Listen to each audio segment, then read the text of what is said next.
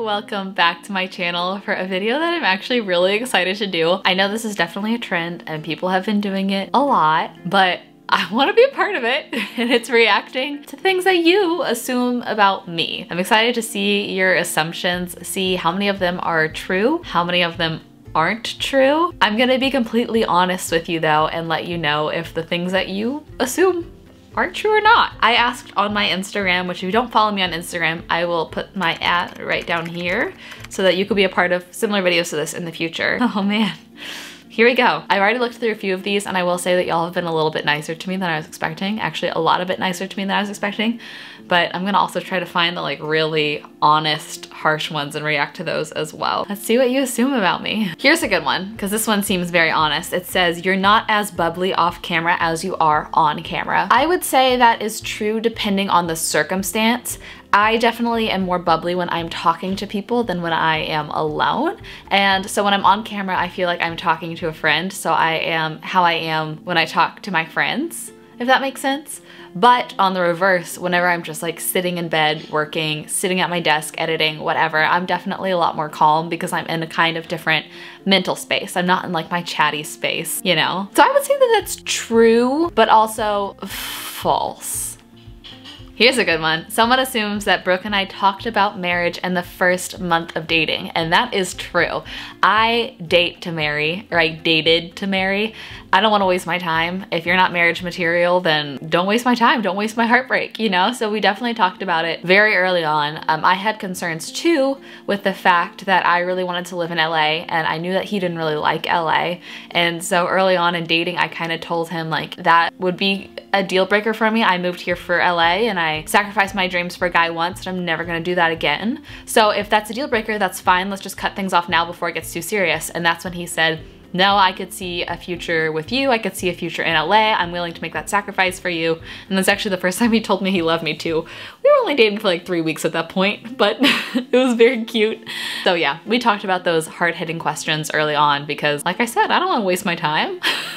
Time is valuable. Okay, this assumes that I want everyone to like me, and that is so true. That is so true. My Enneagram, I'm a 3, which is the achiever, but my second highest is a 9, which is essentially like a people pleaser. I hate conflict. I hate being disliked, and that's probably the thing I struggle the most with this like content creating world, being online. Obviously you get a ton of strangers who like don't really know you and will express negative opinions towards you, and that's always difficult, but it's something that I work on every day. So like my first reaction is always to be upset that someone doesn't like me, but then I can kind of talk myself through it and be like, this comes with the territory, they don't actually know you, blah blah blah, and be okay with it. Now if someone that I know well doesn't like me, that would be a different story. I don't know how I would handle that. But so far in my life, no one has expressed disliking me to my face that I know well. I'm sure some people do dislike me because we're all very different people, and sometimes two personalities just don't really mix well.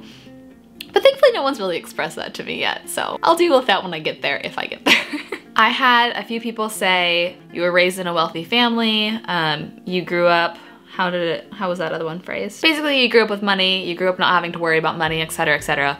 And that is true. My parents are very successful people, but I will say that I think a lot of that came from them having us pretty late in life. They tried to have kids for almost 8 years. So if they had successfully had kids when they first started trying to get pregnant, I think I would have been raised a little bit differently. But because they had those 8 years of just trying to get pregnant, my dad's business really took off in that amount of time. So I think that it was an interesting kind of trade-off for them. They still got kids, but they had another 8 years to really just focus on their career. And because of that, by the time I came along, I was actually in vitro. Both my sister and I, we were in vitro babies. But by the time we came along, my parents were almost 40. So they were pretty late in life. So because of that, we did grow up very comfortably. My mom was a stay-at-home mom, and I didn't realize how much of a blessing that was until an adult, the fact that they never really even talked about money, never had to talk about money. So yes, that is true. And I do think that that plays with my relationship with finances now. I do think that that gives me a different perspective, and that's one thing that I have loved about Brook is he came from a very different financial background than me, so he sees money and finances very differently. So I feel like within our marriage and within our household, we have a very well-rounded perspective. I can learn things from him about being more careful with money, and he can learn things from me about less anxiety about money. So it's interesting. But yes, long story short, yeah, you're right about that. Here's an interesting one. You're positive on the outside, but anxious on the inside. I definitely work very, very hard to be positive and optimistic and joyful, even when it's not easy, in a healthy way. Obviously, if you're feeling negative emotions, you have to address those negative emotions, talk through them, figure out why you're feeling those emotions, and if there's a root problem, fix that root problem. But I do work very, very hard to be optimistic, especially when I'm stressed and anxious about things that don't really warrant that emotion from me. I wouldn't say I'm necessarily anxious. I don't think I struggle with anxiety. I think that that's probably an overused word. I know a lot of people like really actually medically struggle with anxiety, and I think that oftentimes people that don't medically struggle with anxiety will then label themselves as that, and I don't want to be one of those people. Not to say I don't feel anxious from time to time. I would say if anything, the thing I struggle most with is just stress, mostly of trying to get done everything I want to get done in a day, in a work day with my career, but that's all self-inflicted as well. So I'm luckily in a position to where I can take things off my plate if I need to. And that's one thing I'm working on, is like trying to take a step back when it's healthier to take a step back than to push forward. So I would say you're like 50% accurate on that I am always positive on the outside and I always work on being positive on the inside, but sometimes I do struggle with stress, not necessarily anxiety though. You're pretty bougie. I am funny because if you were to show me like 3 shirts with no price tags, I would for sure accidentally pick the one that's like $1,000 as opposed to the other ones. Like I gravitate towards expensive things. I think I do have expensive taste, and a lot of my favorite things are expensive as well. Like my favorite food is sushi, which isn't cheap. So like, yes, but at the same time, I try to force myself to live below our means, if that makes sense. By thrifting clothes, if I want new clothes, like I try to force myself to not be bougie, but I would say my natural inclination is that I do like the finer things in life, but I gotta tell myself no, you know? You never feel unmotivated or burned out. False. I definitely do. I would say for an average person, I have very high motivation, but I'm not superwoman. I definitely feel unmotivated and burned out. And I think for me, it's about learning how I'm most productive. And sometimes I can maintain productivity even if I'm feeling unmotivated by just switching tasks. Some days I really need to edit and I just can't sit in front of a computer. I just can't do it. I'm so unmotivated to do it. I'm so burned out from being in front of a computer.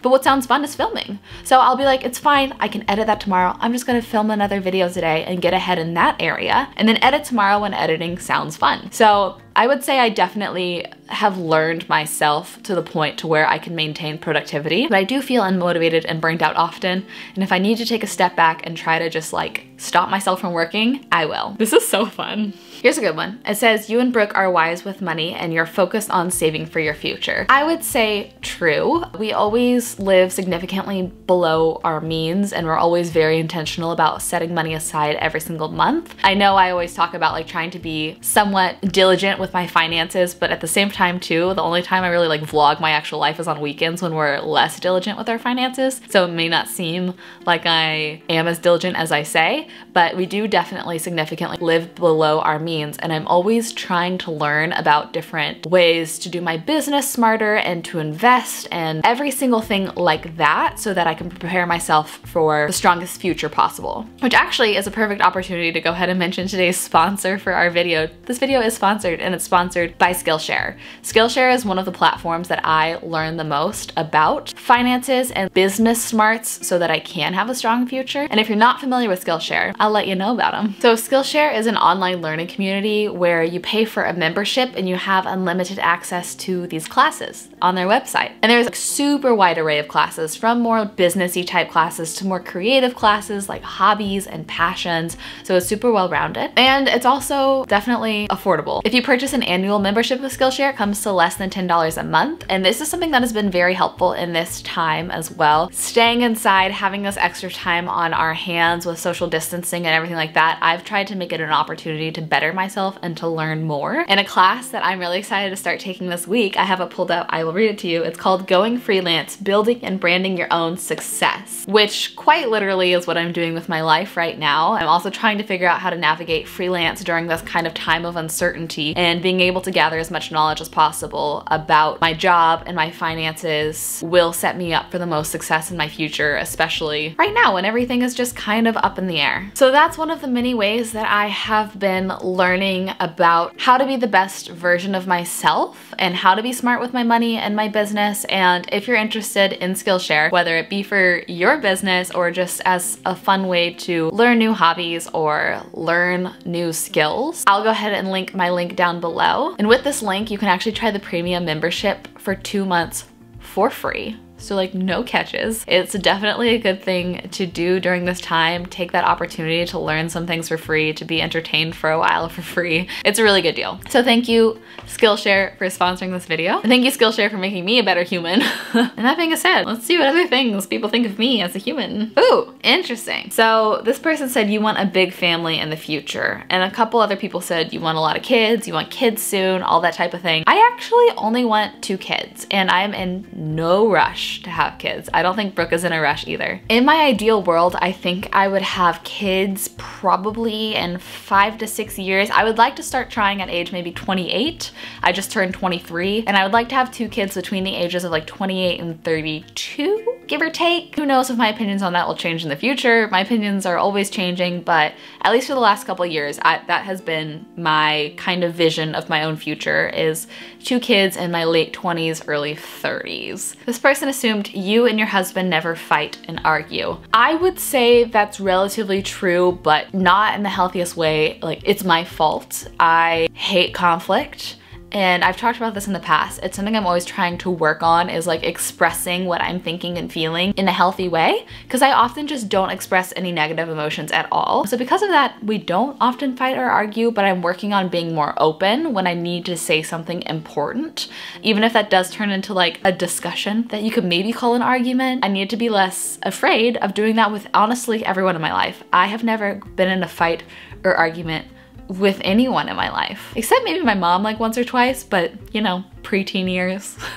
We're all going through a lot in that phase of life. Honestly, that's more of like a character flaw for me than anything, is just not being very open and upfront with people when I should be. Because I just want people to like me, as we have discussed earlier. This person says, you're great at multitasking and have to be doing something to feel productive. And I've seen a lot of people say that in different ways, like you can't take a break from work, you can't slow down. Yeah, that's true. Especially right now I'm filming this currently on March 23rd. Right now we are on about day 7 or day 8 of kind of this quarantine of sorts, this social distancing, stay at home decree in California. Because of that, a lot of my social plans have been canceled, auditions have been canceled. I have significantly less on my plate right now, and I kind of am going a little bit crazy. It's really hard for me to take a step away from just go, go, go, go, go all the time and be more calm. It's hard for me. But I think if anything good is coming out of this crazy time in the world, it's teaching a lot of us